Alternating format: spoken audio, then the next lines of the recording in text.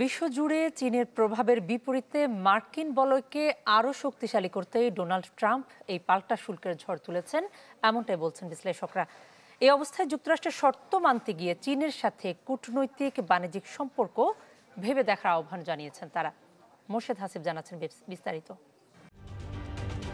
ঢালাইয়ে দৃঢ়তা, নির্মাণে নিশ্চয়তা, প্রিমিয়ার সিমেন্ট, ঢালাইয়ের রাজা।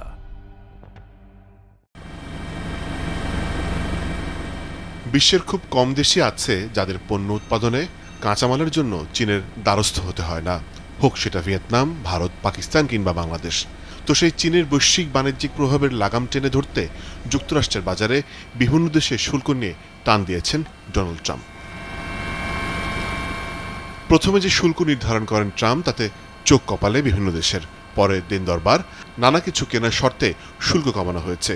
বিশ্লেষকরা বলছেন, এশিয়ার দেশগুলোর বাণিজ্য প্রতিযোগিতার সক্ষমতার কথা মাথায় রেখেই ট্রাম্প নতুন যে শুল্ক হার নির্ধারণ করেছে, যেন দেশগুলো চীন নয়, থাকে মার্কিনমুখী। এই ট্যারিফ যুদ্ধের অন্যতম প্রধান টার্গেট হচ্ছে চীন।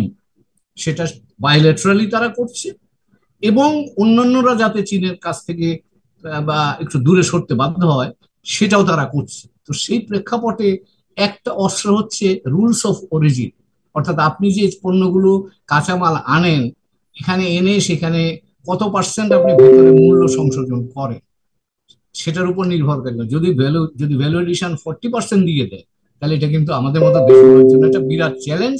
তখন আমরা ইচ্ছা করলেও আমার অনেক দেশ থেকে মাল আমদানি করবো না, কারণ আমার ভ্যালু এডিশন হয় না।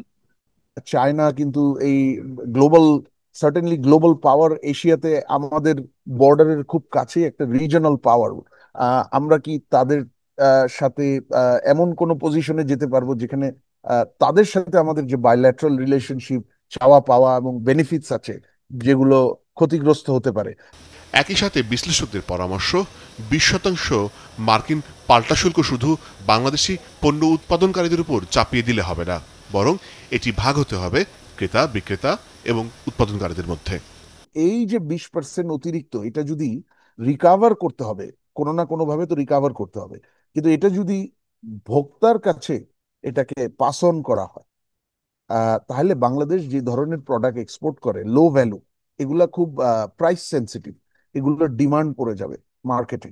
ডিমান্ড পড়লে এক্সপোর্ট অর্ডার কমে যাবে আমাদের জন্য। আগের 15% কি ছিল, তাহলে কি 20%-এর মধ্যে 15% এর অন্তর্ভুক্ত, নাকি এই 20% 15%-এর বাইরে? এখন এটার ব্যাপারে স্বচ্ছতা দরকার।